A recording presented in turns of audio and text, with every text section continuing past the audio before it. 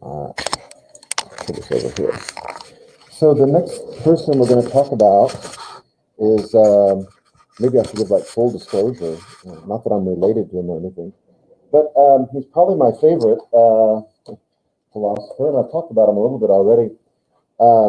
And that person is Socrates. And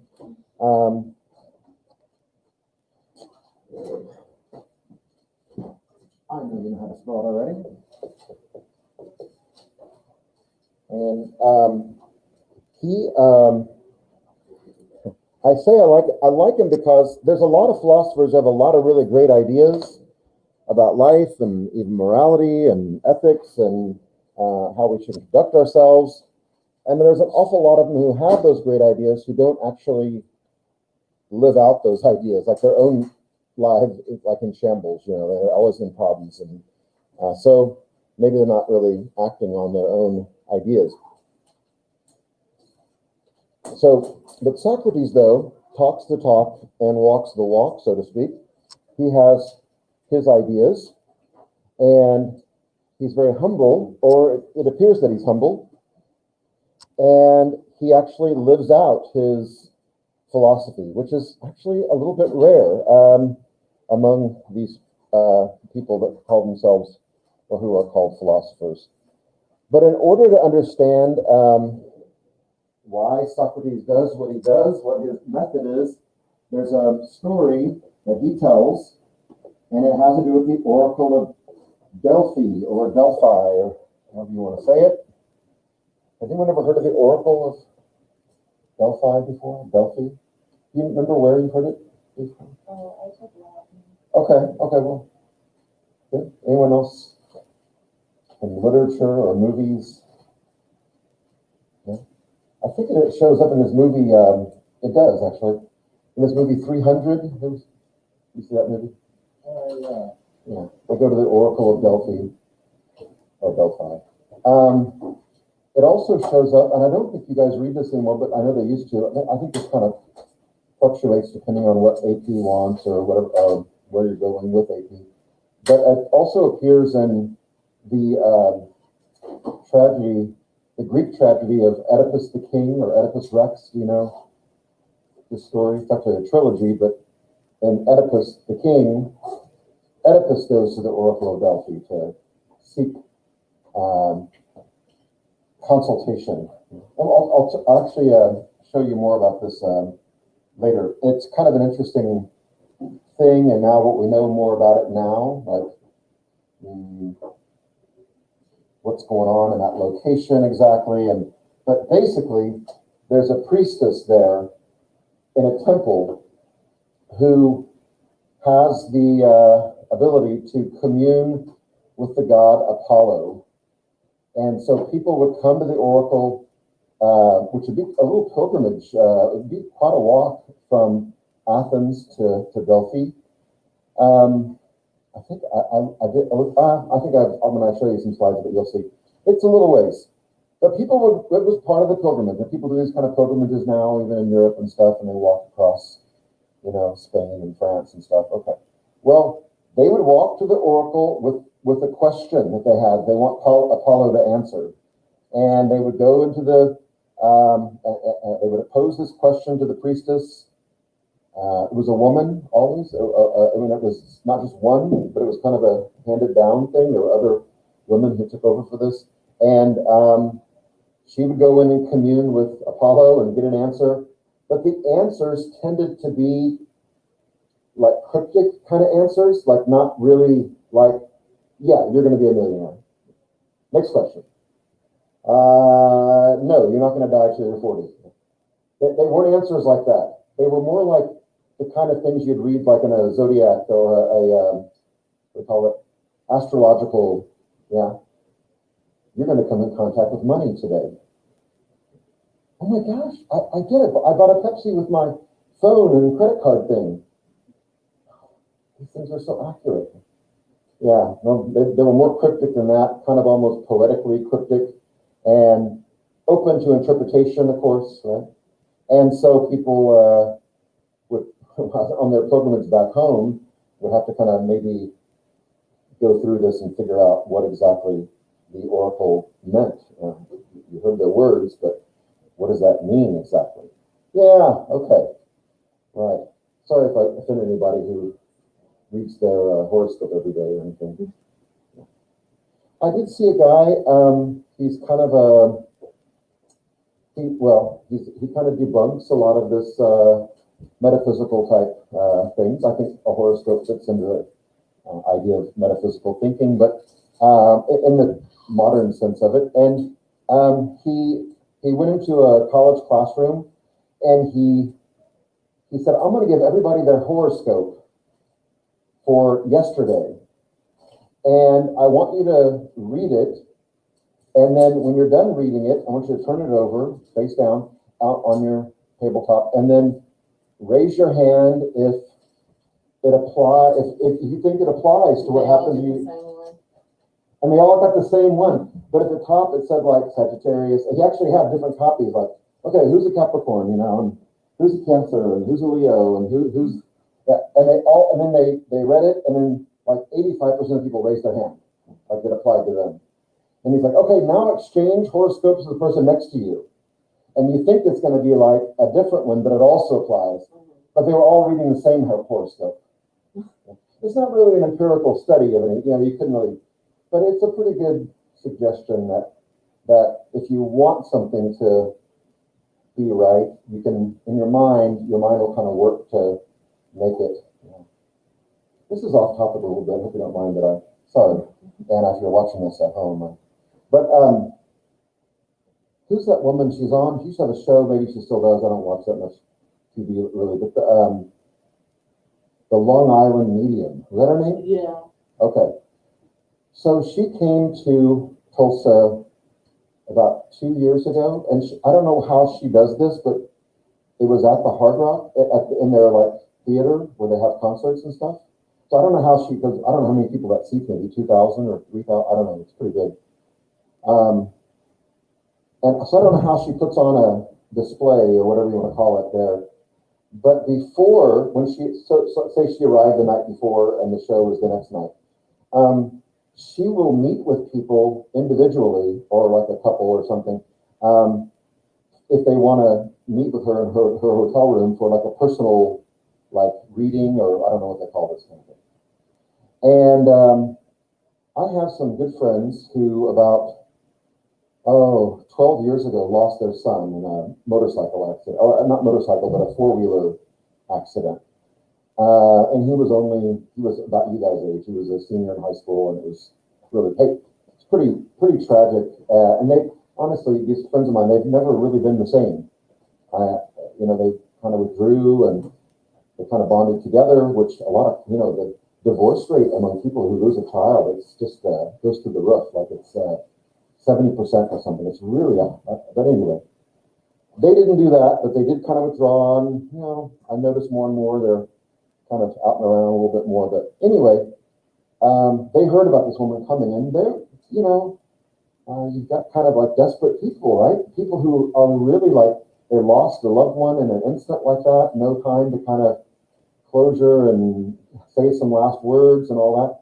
And so these friends of mine were thinking about going and to see the Long Island Medium in a hotel room.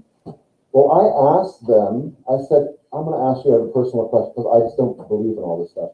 And I said, how much is she charging? Like, I mean, it's not free. I'm sure she's not just sitting around in a hotel room. People drop by. And do you want to know how much do you think she charged for 1 hour, by the way?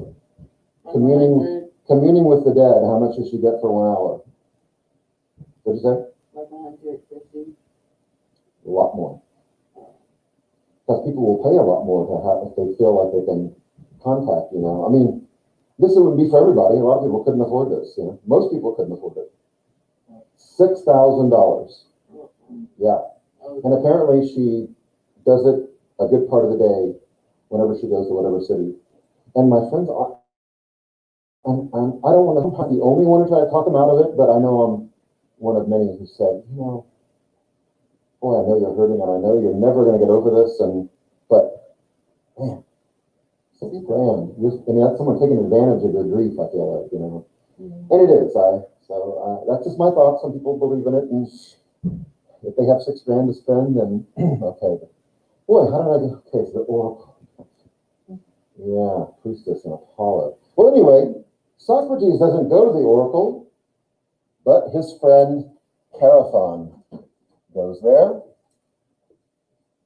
Chaerephon goes to the oracle and asks the oracle one question. So he walked all the way to Delphi to ask a question, not even about himself, but a question about Socrates. And his question's pretty straightforward. Is Socrates the wisest man?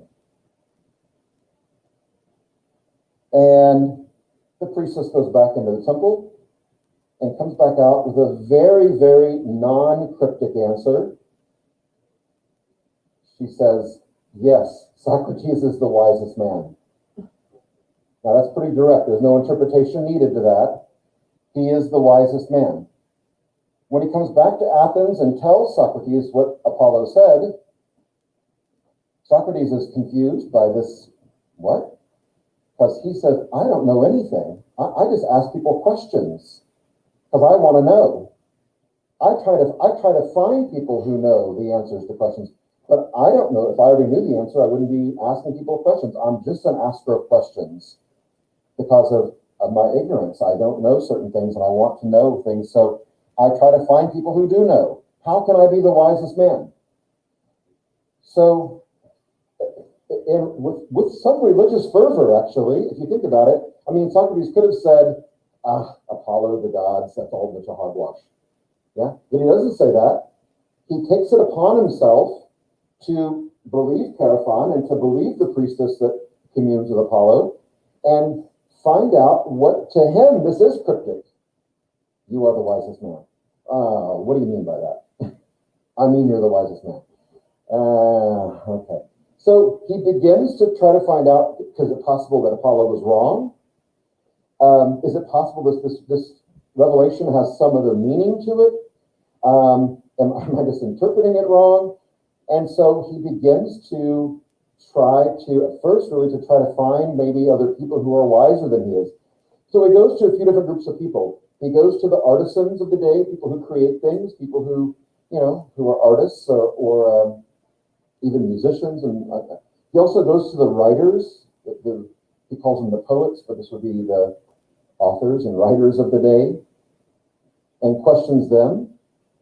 And then he goes to the teachers of the day, to the sophists. And that kind of becomes his main target. Here's these people that are getting paid to teach other people things. They must know something. And through his inquiry, with them over a period of like 30 years or so, he finds out that, no, they don't know what they're talking about. They don't know any more than I know about this stuff, and that's really nothing. So he concludes from all of this, you may have read this in your book, right? He concludes from all of this that what the oracle meant when he said, you're the wisest man, is that I'm the wisest man because I know one thing. I know that I know nothing. Yeah, that's kind of paradoxical. Yeah? Wisdom through admission of ignorance. But I know that I know nothing. Whereas everyone else tries to jump in and give me an answer to the question, and they're rather arrogant about it even, and very, very quick to answer when I ask them simple questions about things that they should know. If you ask an artisan, what is beauty? They should be able to answer what that is. If you ask a soldier, what is courage? They should be able to answer what that is. If you ask a teacher, who teaches philosophy, what is truth? They should be able to answer that kind of question. But they can't, though. So maybe it means that I'm the wisest man because at least I know that I know nothing. There's wisdom in admitting that you know nothing. It also kind of sets him up in a superior situation. If you approach every conversation, confrontational, where you're going to oppose the other person, from a standpoint, you can't really do this like in a debate, but if you, in like a formal debate. But, hey, look, I don't know anything. I'm just asking questions here. So let me just keep posing these questions to you and see if I get any answers from you. That kind of puts you in a position of, because you're admitting you don't know, but this person's saying they do know, and then you just kind of keep pushing them to give you an answer or not. So that's what happens at the Oracle of Delphi, and that's really what drives him, because this is what he does. I mean, I'll refer to it as his career, or Socrates calls it his mission, because he feels like Apollo's put this upon him to really pursue this, and to maybe reveal to people that what they think they know, they don't really know. Or if they think they know much, they really know little or nothing. He also goes on to say that the people who are in the most repute of having wisdom, again, the people he talks to, the artisans, writers, teachers of the day, among other groups, but those three are the main ones. Those people have a reputation for being wise, but he says, I actually found what he calls lesser people who actually know more than those who have a reputation of being wise. Well, we don't know much about those discussions. We only know about the ones that are recorded, and the ones that those involve higher profile people, politicians. And politicians are another one he goes after. Yeah. Peter politicians, like, I know what to do. I have a plan that will save us. Right? I know, right? And isn't it so that we've moved past that in politics today? Isn't that nice? Politicians don't talk that way anymore. All right, I got to bring out I had to do this Tuesday also. Hold on a second. I'll pull it up. Can't believe you guys make me do this. Isn't it nice that politics has moved past that today? Like politicians don't talk that way anymore.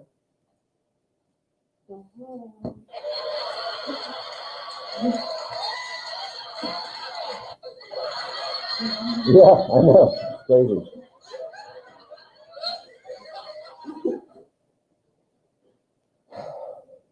Forcing me. You know that everyone thinks they have a sense of humor. Everyone thinks that. But it's not possible that everyone does. I don't think it's me. I think it's you guys.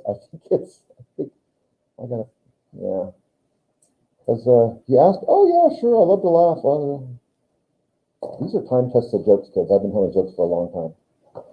You're the first people. Anyway, I'm going to go on. Maybe it's the mask. Maybe you're laughing and like, I can't see your, but okay. I'll just keep with the laugh track there.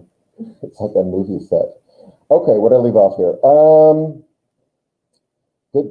Got that already. All right, talk to those people. And I kind of got ahead of myself here. That's all right. Good. Well, in this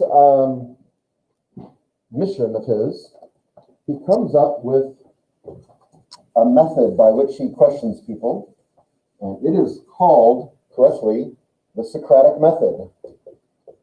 Now, next year in college, or sometime in college, you probably have a professor who will say, I teach this class by the Socratic method, and that means something a bit differently in a classroom setting, and especially today in a modern setting, than it means kind of classically. So I'm going to talk just about, right now, about the way that Socrates used it.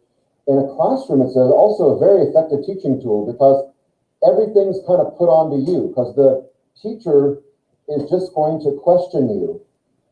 The teacher knows the answers. That's the difference between Socrates and the professor knows the answers, but you have to prepare yourself for class and be ready to stand up and give answers to questions. So it really puts a lot of the work and the pressure on you to be prepared each day, because the professor is going to call on you, and yeah, it's kind of embarrassing. You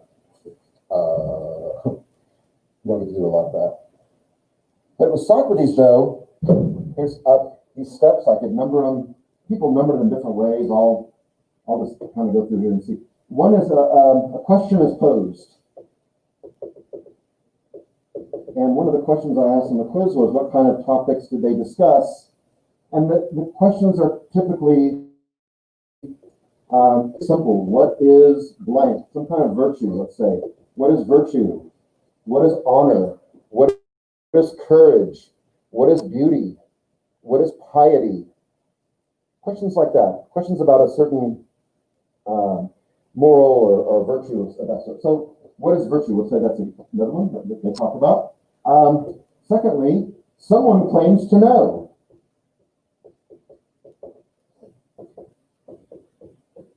Probably a sophist or a politician or someone who's has a reputation of knowing. Thirdly, Socrates is excited that they know.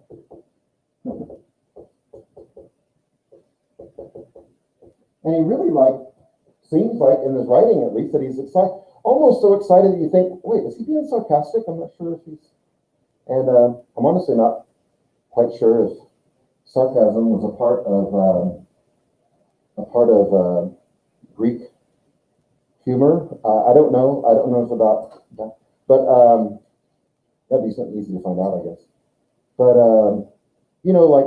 it's a big part of American humor. You know, that was sarcasm. Like you watch a comedian, sarcasm is pretty heavy usually. British comedians, not so much. It's more direct and physical humor. You know, Germans don't understand sarcasm at all. Just to let you know, or any kind of hyperbole of any kind. Boy, I bet that car costs $1 million. No, I think it's about 70,000 US dollars. Dude, you can't explain that to somebody who doesn't get it. You know? I was just throwing it out there, it's expensive. So I said $1 million. Yes, but it's not $1 million, it's actually 70,000. It's quite different. Yeah, they're a little bit, I have a love-hate relationship. Excited that somebody knows. And he listens to them. I'll put that in the same one. He listens to their definition, what I would call it, to their answer to the question, what is virtue, let's say. He listens to them. Then he refutes what they say, refutes it, finds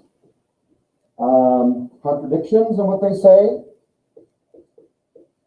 maybe even with other similar type ideas. But I feel like you think this about this. Is that right? Well, yes, of course. Well, that doesn't really jive with this. What you're saying here, then that's a contradiction. So he finds contradictions. He finds things that don't make sense. That they're not really answering the question, but maybe they're just giving an example of a certain act of virtue, but not really telling them what virtue is. So I'll leave it at that. And then the person he's speaking with at the end finally admits their ignorance, admits they don't know. He really, this doesn't just take place 1, 2, 3, 4, 5, but it takes them a while to get to this point for people. It takes a while to get somebody to a point where they admit that they know, but they don't know something. Especially someone who maybe has some reputation of knowing these kind of things. They admit their ignorance. Yeah. And there's even, you can add as you want to, but there's usually some kind of agreement, although I don't know how sincere it is, to that hey, this is a really important topic. We should talk about this again sometime. We should discuss it more. And the other person who didn't know is yes, I could use some other time. We'll get together and call my secretary. We'll set up a lunch date. I don't know, and not many people engage Socrates more than once like this, because you might not know this, but this is before, just ahead of the time of cable TV, Xbox, gaming consoles of all kinds. The internet wasn't around yet, right? Television wasn't around yet. Radio, fax machines, no. And so people would see Socrates engaging somebody, and because they were so bored and not having cable TV, obviously, and fax machines, they would gather around and listen to a discussion.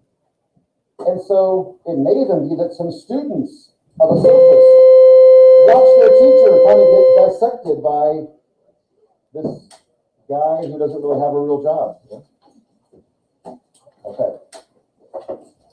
I'll see you Never. When will I see you again? When will I see you? Monday? Yeah. It's so weird. Bye. See ya. Trying to get used to all this.